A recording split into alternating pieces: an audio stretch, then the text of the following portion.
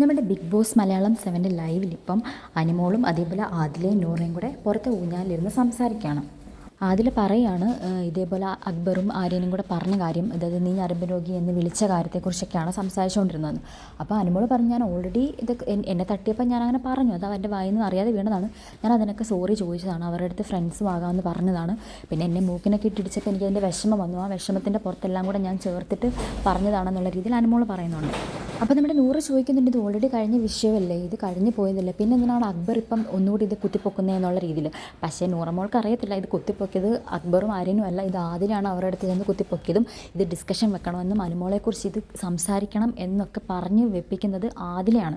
ശരിക്കും പറഞ്ഞാൽ ആദിലയ്ക്ക് നല്ല ദേഷ്യമുണ്ട്. ഇത്രയൊക്കെ അനുമോൾ ചെയ്തിട്ടും അക്ബർ അനുമോളെ നോമിനേറ്റ് ചെയ്യാതെ ആദിലേനെയും നൂറേനെയും എന്തുകൊണ്ട് നോമിനേറ്റ് ചെയ്തു എന്നുള്ളൊരു തോട്ട് ആദിലയുടെ ഉള്ളിൻ്റെ ഉള്ളിൽ നല്ലപോലെ ഉണ്ട്. അപ്പം അനുവിനെക്കുറിച്ച് ഉള്ള ഒരു വൈരാഗ്യം അല്ലെങ്കിൽ ആ ഒരു കുത്തിത്തിരിപ്പ് അക്ബറിൻ്റെ മനസ്സിൽ വിഷം കുത്തി നിറയ്ക്കാൻ വേണ്ടിയിട്ടാണ് ആദില ശ്രമിക്കുന്നത്. ഇപ്പോൾ ആദില ഇതിനെക്കുറിച്ച് സംസാരിച്ചപ്പോൾ തന്നെ അക്ബർ അവിടെ ഇരുന്ന് അതിനെക്കുറിച്ചൊക്കെ ചിന്തിക്കാൻ തുടങ്ങി. ഇവളെന്നെ മോശമായിട്ട് ചിത്രീകരിച്ചല്ലോ, ശരിക്കും പറഞ്ഞാൽ ഇതൊക്കെ സോൾവ് ചെയ്തു, അതിനെതിരായിട്ട് തിരിച്ച് ഇവരും കൊടുത്തതാണ്. അനുമോൾ ഫുഡ് ഉണ്ടാക്കി കൊടുത്തിട്ട് കാല് വാരിയ ആൾക്കാരാണ് അക്ബർ. ഇവരും അത്ര പെർഫെക്റ്റ് അല്ല, പക്ഷേ അനുമോളും തെറ്റുകാരിയല്ലെന്ന് പറയാൻ പറ്റത്തില്ല. അങ്ങനത്തെ വാക്കുകൾ പറയുമ്പോൾ അനുമോൾ സൂക്ഷിച്ച് തന്നെ പറയണം, അനുമോളുടെ ഭാഗത്തും തെറ്റുണ്ട്. പക്ഷേ എന്നാലും ഈ കഴിഞ്ഞ കാര്യങ്ങൾ പിന്നെയും കുത്തിപ്പൊക്കി ഡിസ്കഷന് കൊണ്ടുവരിക എന്നുള്ള രീതി, അത് അക്ബറിനെ കൊണ്ട് ചെയ്യിപ്പിക്കാൻ വേണ്ടി ആദില ട്രൈ ചെയ്യുന്ന രീതി സ്വന്തം ആദിലെ നൂറയും അതേപോലെ അനുമോളും ചോദിക്കുന്നുണ്ട്, എന്താണ് അക്ബർ ഇങ്ങനെ ചെയ്യുന്നത്. ശരിക്കും പറഞ്ഞാൽ അക്ബർ അല്ല ഇവിടെ ചെയ്തത്, ഇത് ആദിലയ്ക്കാണ് ഇത് ഡിസ്കഷൻ വരേണ്ടത്. അപ്പോൾ ആദിലയാണ് അവിടെ നിന്ന് ട്രൈ ചെയ്തുകൊണ്ടിരിക്കുന്നത്. അപ്പം അക്ബർ പറയുന്നുണ്ട്, എനിക്ക് അതിനെക്കുറിച്ച് സംസാരിക്കാൻ താല്പര്യമില്ല, ഇതിനടുത്ത് കുത്തിപ്പൊക്കണ്ട എന്നുള്ള രീതിയിൽ അക്ബർ പറയുന്നുണ്ട്. ആര്യനും അത് തന്നെ പറയുന്നുണ്ട്. പക്ഷേ ആദില മാക്സിമം ട്രൈ ചെയ്തു ഇതൊരു ഇഷ്യൂ ആക്കാൻ വേണ്ടിയിട്ട്. പക്ഷേ അതിലേ ചെയ്യുന്നത് അത്ര ശരിയായിട്ടുള്ള നടപടിയല്ല. കഴിഞ്ഞ കാര്യങ്ങൾ കുത്തിപ്പൊക്കി, അത് അതിലയുടെ കാര്യം അല്ലാഞ്ഞിട്ട് പോലും പിന്നെയും കുത്തിപ്പൊക്കി ഇഷ്യൂ ആക്കേണ്ട ഒരു കാര്യം അതിലേക്ക് ശരിക്കും പറഞ്ഞാൽ ഇല്ല ഇവിടെ.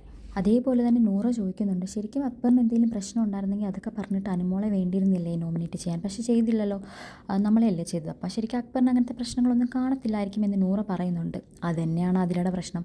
അതിലയുടെ പ്രശ്നം എന്താണെന്ന് വെച്ചാൽ, ഇത്രയൊക്കെ പ്രശ്നം നടന്നിട്ടും അക്ബറിന് അനുമോളോട് ദേഷ്യമില്ലേ, എന്തുകൊണ്ട് നോമിനേറ്റ് ചെയ്തില്ല, ഞങ്ങളെ എന്തുകൊണ്ട് ചെയ്തു എന്നുള്ള കുറേ ക്വസ്റ്റ്യൻസ് അതിയുടെ മനസ്സിലുണ്ട്. അതിൻ്റെ ഭാഗമായിട്ടാണ് ആദില കിടന്ന് ഗെയിം കളിക്കുന്നത്.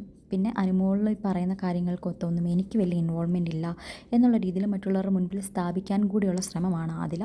ഒരു വാക്കുകളും ഫ്രണ്ട് എന്ന നിലയിൽ അതിലേക്ക് ചോദിക്കാൻ തോന്നിയിട്ടുണ്ട് ഇല്ലല്ലോ. അപ്പം ഇങ്ങനത്തെ ഒരു കാര്യം വരുമ്പോൾ അതും അവസാനിച്ച് അനുമോൾ സോറിയും പറഞ്ഞ കാര്യം പിന്നെയും ഇവിടെ വന്നിരുന്ന അക്ബറിൻ്റെ അടുത്തും ആര്യൻ്റെ അടുത്തും പിരിയേറ്റി കൊടുക്കേണ്ട ഒരു ആവശ്യം ആദിലയ്ക്കില്ല.